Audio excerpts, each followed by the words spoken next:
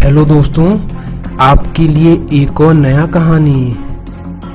एक गांव में रात हो चुकी थी और चारों ओर सन्नाटा छाया हुआ था। एक औरत शहर से सामान लेकर घर जा रही थी। तभी आसमान से एक जादुई पंख नीचे गिरता है। उस पंख को देखकर वह औरत उस जादुई पंख के पास जाती है। वह औरत उस पंख को देखकर एकदम हैरान हो जाती है और उसको छू देती है। उस पंख को छूते ही वह पंख उस औरत के शरीर से जुड़ जाता है। थोड़ी देर तक उसको ठीक लगता है, लेकिन थोड़ी देर बाद उस जादुई पंख का असर उसके ऊपर हो जाता है। वह पंख एक जादूगरनी का था और वह वापस जिंदा होने के लिए एक इंसान का शरीर खोज रही थी। वह जादूगरनी उस औरत के शरीर को अपने वश में कर लेती है।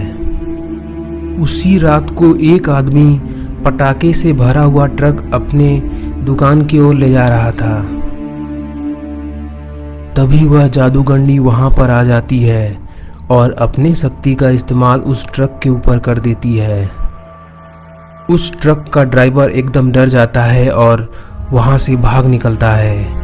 वह जादूगरनी उस मिनी ट्रक को लेकर परियों की दुनिया के पास आ जाती है और अपने शैतानों से कहने लगती है, परियों के ऊपर हमला करने का वक्त आ चुका है।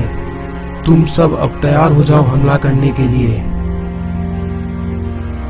वह जादूगरनी और सभी शैतान मिलकर रॉकेट लगाकर परियों की दुनिया के ऊपर लगे हुए कवच को तोड़ रहे थे।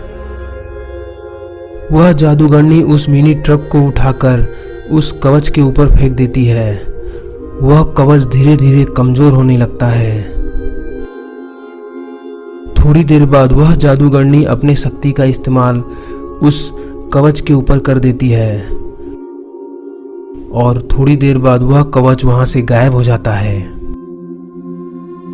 इस तरह परियों के दुनिया के अंदर जाने का रास्ता खुल जाता है और वह जादूगरनी और शैतान उसके अंदर जाने लगते हैं। सभी परियां उस जादूगरनी को रोकने के लिए उसके पास आती हैं, लेकिन वह जादूगरनी अपने शक्ति से सभी परियों को घायल कर देती है। उधर जिस आदमी का मिनी ट्रक वह जादूगरनी उठाकर ले गई थी, वह दौड़ते हुए गांव में आ जाता है और दोस्तों से कहने लगता है, दोस्तों बहुत बड़ी मुसीबत आ गई है। एक जादूगरनी मेरा पटाखे से भरा हुआ मिनी ट्रक लेकर भाग गई।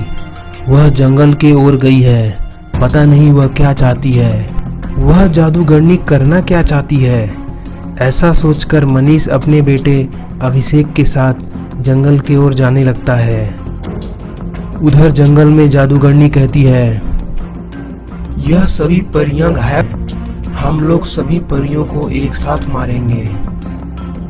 थोड़ी देर बाद वह जादूगरनी अपनी शक्ति का इस्तेमाल करके एक ऑरेंज ट्रैक्टर ट्रॉली बनाती है और उसके बाद सभी परियों को उसके ऊपर रख देती है।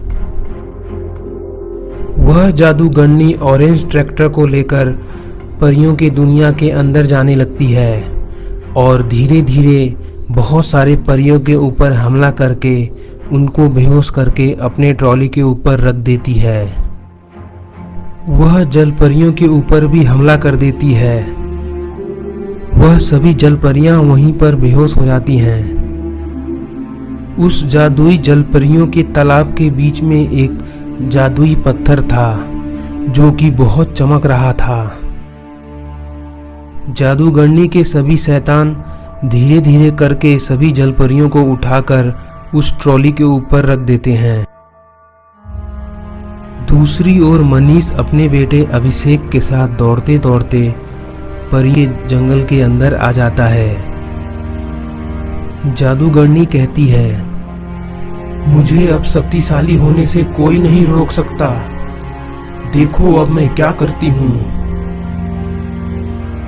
फिर वह उस जादुई पत्थर के ओर बढ़ने लगती है, लेकिन दूसरी ओर मनीष अभिषेक वहां पर पहुंच जाते हैं। तभी मनीष अपना कुल्हाड़ी उठाकर उस पंख के ऊपर फेंक देता है। वह पंख उस औरत के शरीर से एकदम अलग हो जाता है। उसके बाद मनीष दौड़ते हुए उस जादुई पत्थर के पास जाता है और उस पत्थर का शक्ति इस्तेमाल करके उस पंख और बाकी शैतानों को उसके अंदर कैद कर देता है और सभी लोग आज़ाद हो जाते हैं। एक बार फिर मैं आपके लिए लाया